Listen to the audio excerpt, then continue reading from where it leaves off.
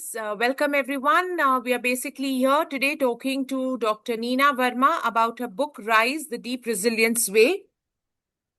She talks about resilience, inner strength, and our capacity to rise through life's challenges.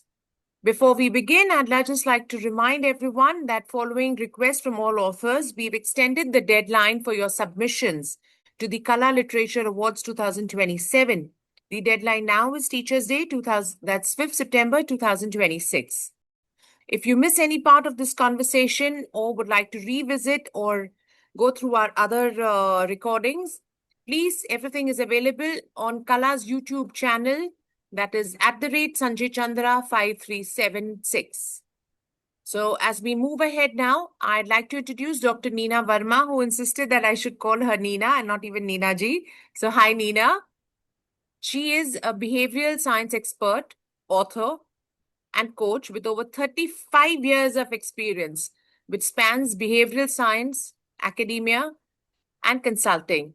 Her work explores resilience, grief, personal transformation, and the ways in which we find meaning and strength through some of life's most difficult experiences. So, Neena, a very warm welcome to our show, and I'm sorry for the glitch earlier, and that also goes That's out to fine. all the viewers.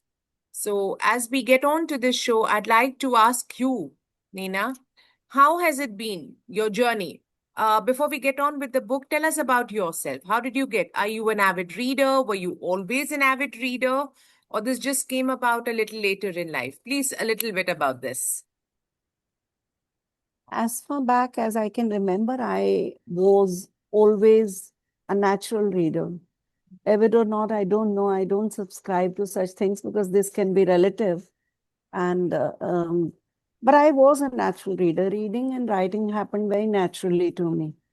And so I never had to really make an effort to sit down to read.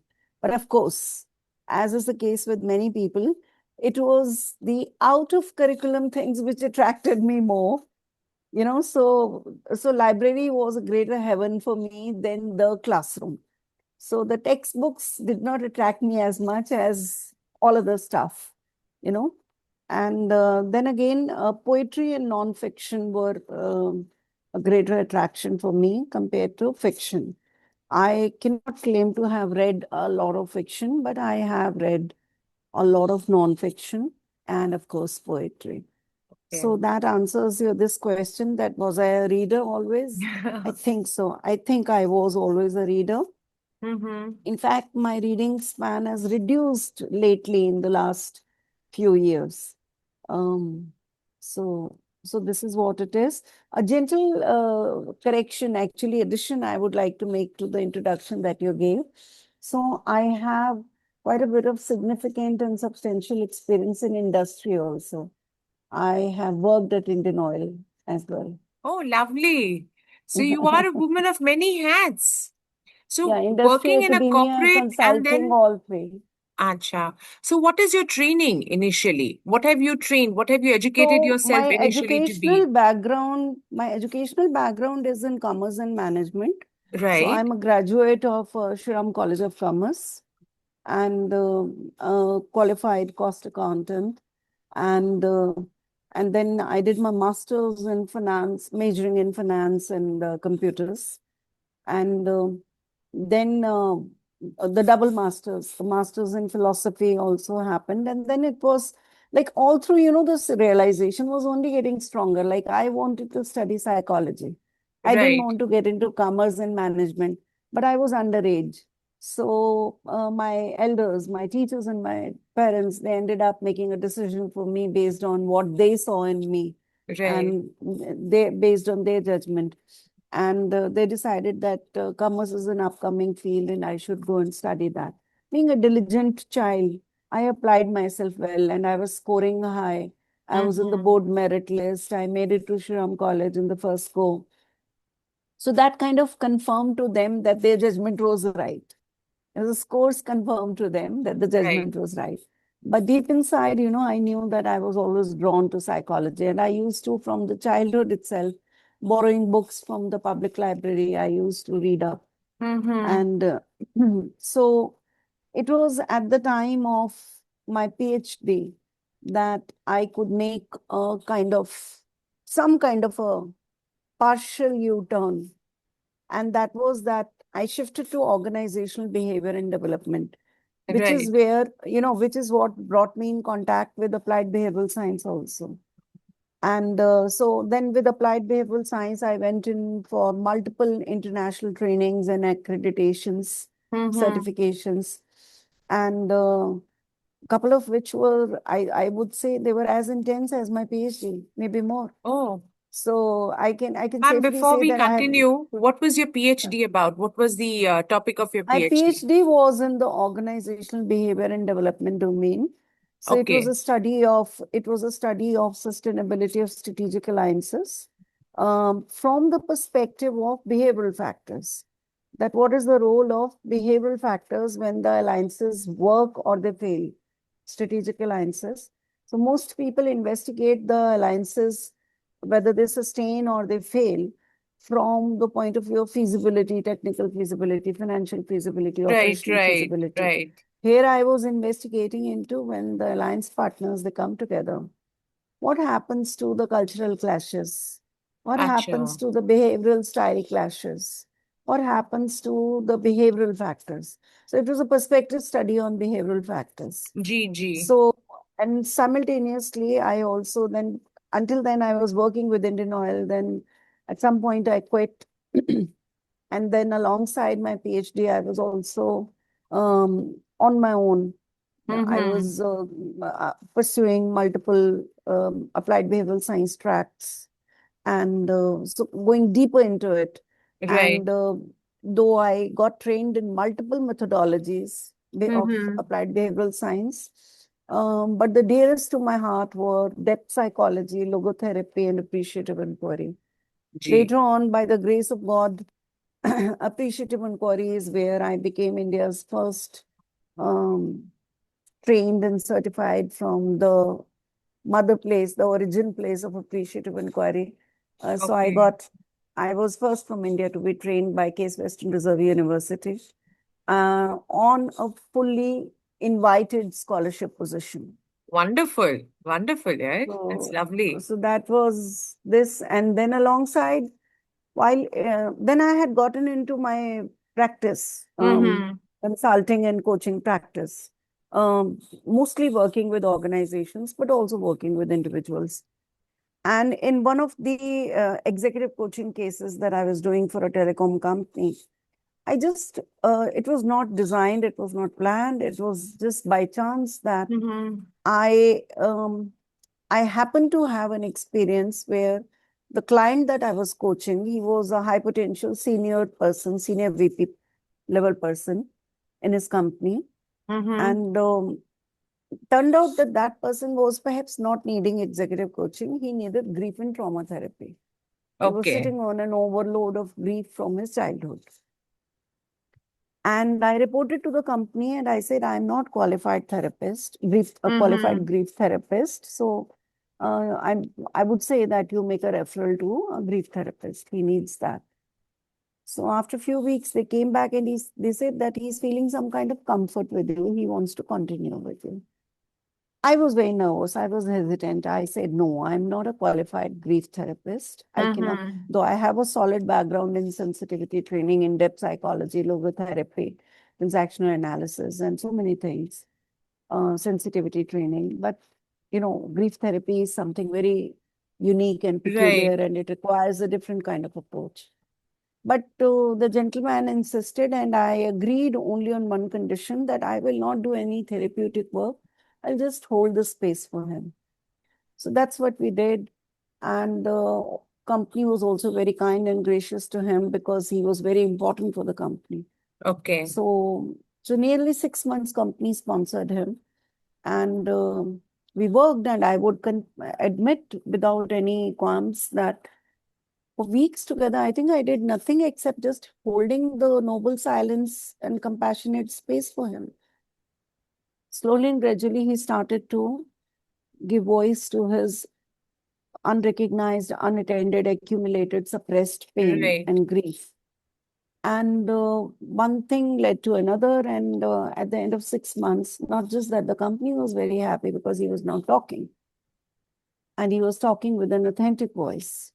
So at least some shifts were noticed by the company. Right.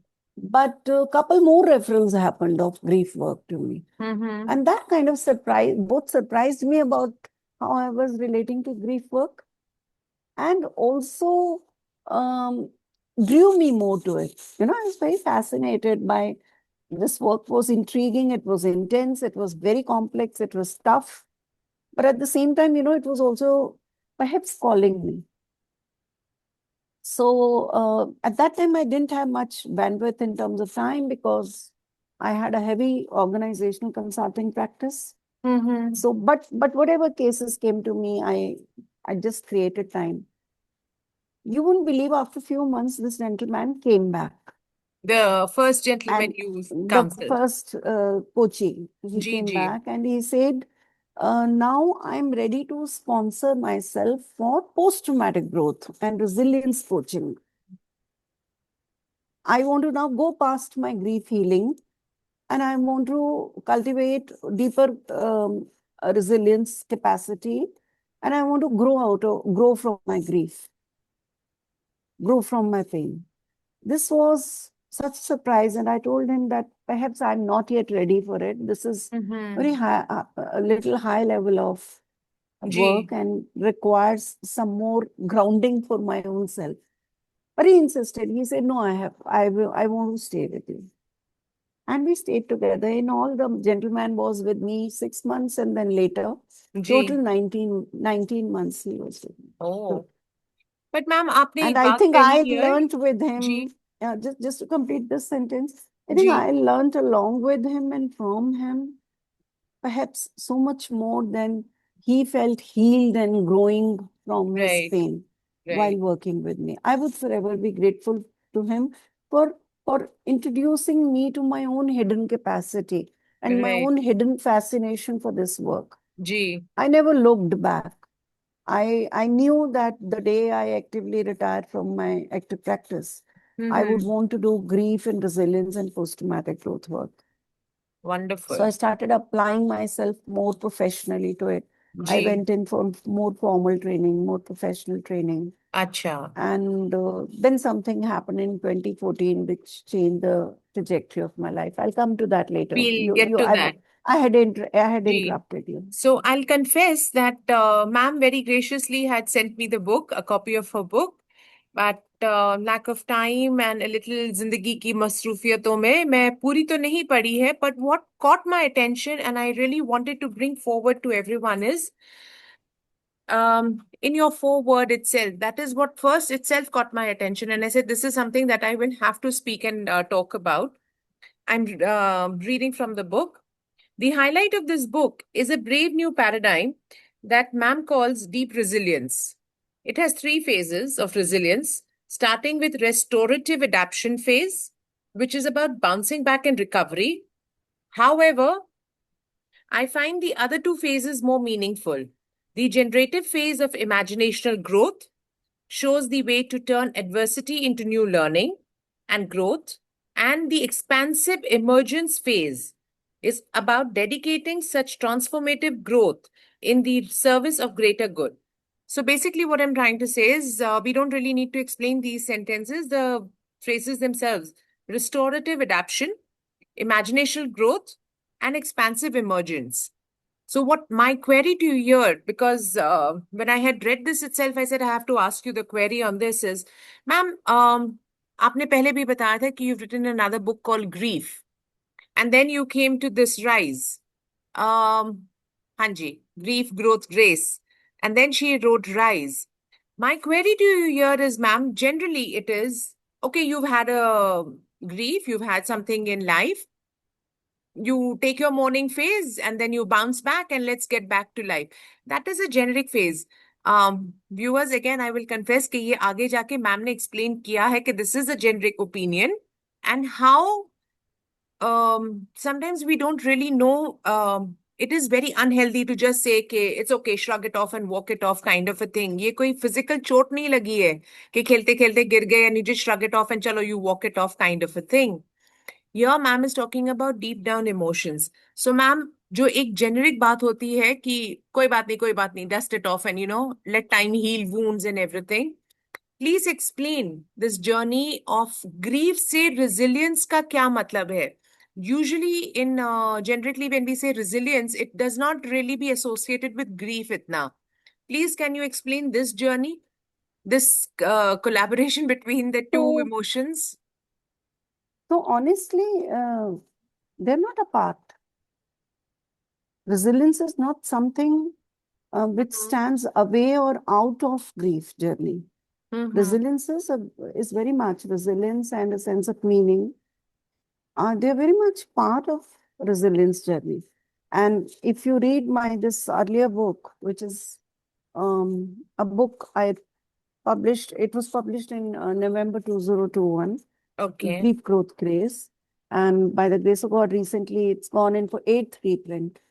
Wow. And so, as I have presented in the second part, which is growth, which is all about post-traumatic growth. Mm-hmm. And so second part of the book is the longest. It takes up the almost the 60% of the book is second part. Mm-hmm. And that's all about post-traumatic growth, where first chapter is grief affirmation. Second chapter, growth is an acronym there. Grief affirmation, resilient adaptation, and then opening to the reality, way to well-being, and transformation and harmonious reemergence.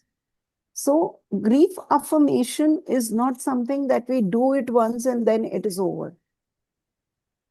Grief journey is often lifelong. In many cases, grief does not find a full and firm and final neat closure. Right. In many cases, this journey stays open, right? Ji. And that too is fine as long as the grief has not turned pathological and there are medical complications. Okay. In which case, we need professional help for sure. Mm-hmm. Right? Or in which case, or say, for example, if it has turned into, it has been a traumatic bereavement, or it has been a violent bereavement, or it has been a complicated bereavement in some other way, Mm-hmm. and therefore the grief has turned complicated, or prolonged, or pathological, or has created some kind of medical implications. That's Mm-hmm. when we definitely need help. But in many cases, in a very healthy and harmonious way, grief gets integrated on the overall life trajectory, like any other event. So Right. marriage is one event, birth is one event, graduation is one event of life, right? Childbirth is another event of life. Right. We achieve some big milestones in life, they become another event on life trajectory. Similar is the case of loss. It could be a death-based loss or non-death-based loss, either kind of loss. Let me take you back to where we dropped off for the last question. When I told Ji. you that I was applying myself and getting myself professionally trained. Ji. But of course, obviously, I was not able to do it with as much attention and devotion as I wanted to because I was in active organization consulting. In Right. between, I had worked in full-time roles in PwC. I was in a full-time retainership advisory role at Samsung when in 2014, my loss happened. Something very shattering, which in grief psychology we call ultimate bereavement. In Sorry, grief psychology, ultimate? it is called ultimate bereavement. This kind Okay. of bereavement is called ultimate bereavement in grief psychology. Right. My elder son, at the age of 22 and 3 months, completed his mortal journey and crossed over.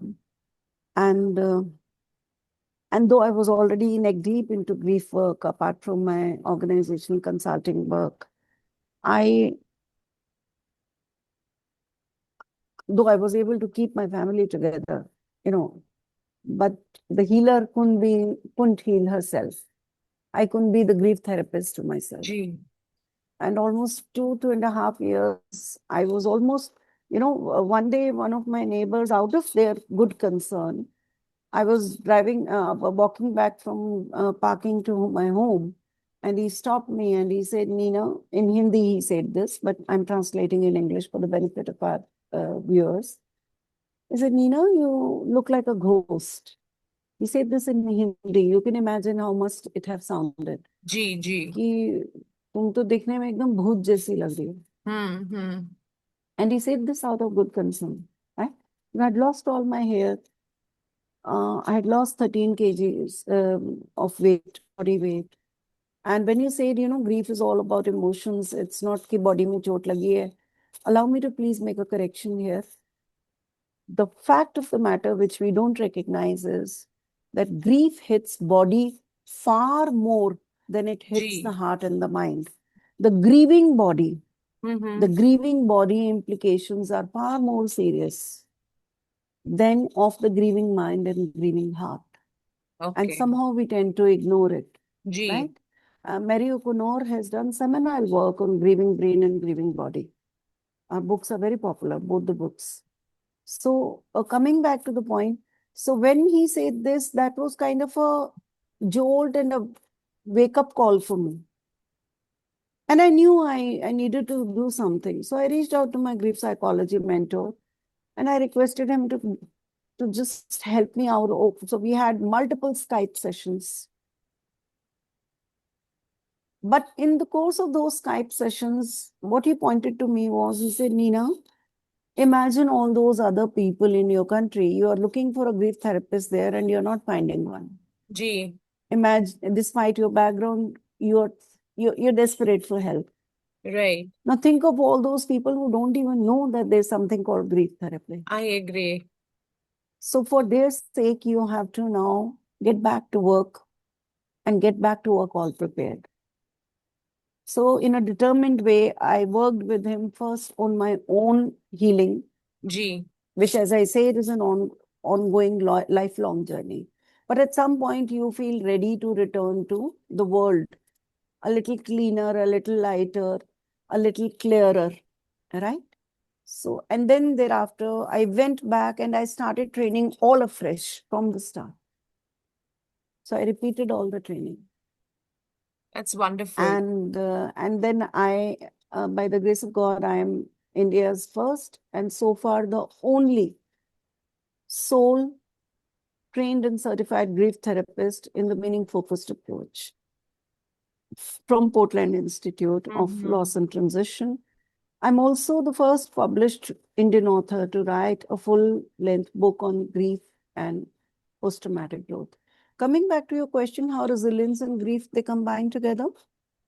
Grief journey, in a very natural way, provides ample opportunity for us to connect with our innate but often hidden and undiscovered and unrealized capacity, natural capacity for resilience, for sense of meaning, for sense of grace. Right. And it also presents to us ample opportunity to see how we can not just heal from our grief, but also Right. grow from it. So resilience and grief have Mm-hmm. a very deep connection. And we do not come back to life, we do not adapt back to life without a sense of resilience. To adapt back to the emergent reality, which might totally change. Say, for example, if it is the father of the family who's passed away and he's left behind multiple responsibilities, the wife has never stepped out of the home. And she now has social dynamic has changed for her, financial dynamic has changed for her, parenting role has changed for her. Right. Right? So with one loss, one primary loss, multiple secondary losses have happened. Right. Right. My elder son going changed the whole dynamic for us about my younger son, for whom he was the primary person of his life, number one. Right. I came later. Yes, I Right? understand that dynamic, ma'am. So secondary losses, so Ji. many losses happen, not just the primary loss. And when we return to life, we have to adapt back to life, not just with our grief and pain, but adapt back in the wake of those secondary losses as well. Right. And in that journey, resilient adaptation, which is the second phase of growth model that I have presented in my last book, ji. which by the way, I've written 14 books so far. Oh, But wow. All on a but 11, similar note or no, or 11 were organizational, not organized, institutional commissions. So I Mm-hmm. can't openly claim credit for them. They were Okay. in full-length books, but institutional commissions. Three books. Arise is my third book in the But public there's domain. something else I have to let the viewers know here. So, this is जग जाहिर बात, कोई छुपी हुई बात नहीं होती है कि whenever we are preparing for a show or to present, we do tend to speak to each other prior.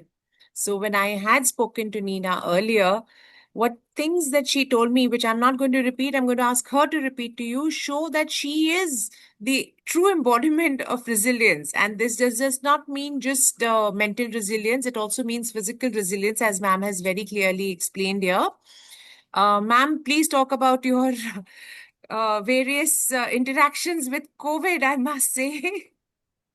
I Okay. found that very So surprising, and please hear this very carefully, viewers. Ma'am, please, the floor is so yours. I think it will sound a little boastful if I No, share ma'am, something. for now it will Okay. sound more So I informative will because I this will is just what we very need to quickly know. read a small Ji, paragraph from the invocation of the book, which ji, kind of summarizes, except that it mentions the count as five, but the actual count ji. now thereafter is six. Okay, please So बताइए. the sixth happened thereafter. So Carl Jung, the great master of depth psychology, declares, we meet ourselves time and again in 1,000 disguises on the path of life. So true. I met myself time and again across the journey of this book, which has been turbulent, transformative, and transcendent all at once. From the time I conceived it to when I eventually submitted the manuscript 2.5 years later, my faith, calm, grit, and sense of hopefulness were tested in harrowing ways, as if the trauma of my first, and which was critical, encounter with COVID 19 in the deathly summer of 2021, followed by a long COVID phase, was not trying enough. I had four more trysts with the disease during the eventful journey of this book. But the Mm-hmm. fifth happened right thereafter. So in total, there are six now. Ji, Second, third, and fifth were thankfully mild. But the fourth was a rough bout that triggered a second long COVID phase and several post-COVID effects. On top, a freak accident and transient ischemia in between kept me overwhelmed that it would have been easily forgivable to lose sense of what was happening around or within me. Except that I didn't. I stayed in touch with life and kept nourishing my inner wellspring of deep resilience. By Almighty's grace, expert medical aid, and my son Pratyush's care, Pratyush is my younger son, and ji, my son Pratyush's care, I recovered warmer, wiser, and kinder. Pratyush has a curious take on this stubborn string of life storms. Mama, this book on resilience wants you to first live it before you write it. Indeed, his seemingly casual but meaningful remark hmm. inspired me to share glimpses of my resilience quest under segments which in the book I have named Marquee, which signifies a uniquely personal mark of deep resilience. So, Well said, ma'am. So well said. Okay, with all the one humility but moment, please. boastfulness, yes. No, no, no. What you just said was not boastfulness. I'm going to boast now. Now, viewers, comes the boastfulness. Ma'am, how many reprints have you done? Oh, first. When was the first book first printed? First print? This one it came out, it was released on 5th December 2025. Fair And enough. by the grace of God, by end of April, the fifth reprint was out. And it has Excellent. also received a Yashasvi Sahitya Samman by Kalinga Literature Festival. So that, ma'am, is what you need to be boastful about and proud. It's amazing. It's amazing. I only hope that we get another chance with ma'am because there is so much more to talk. Choti si mulaqat mein, you don't really understand what resilience is all about. There's so many facets to it. There's a deeper understanding to it.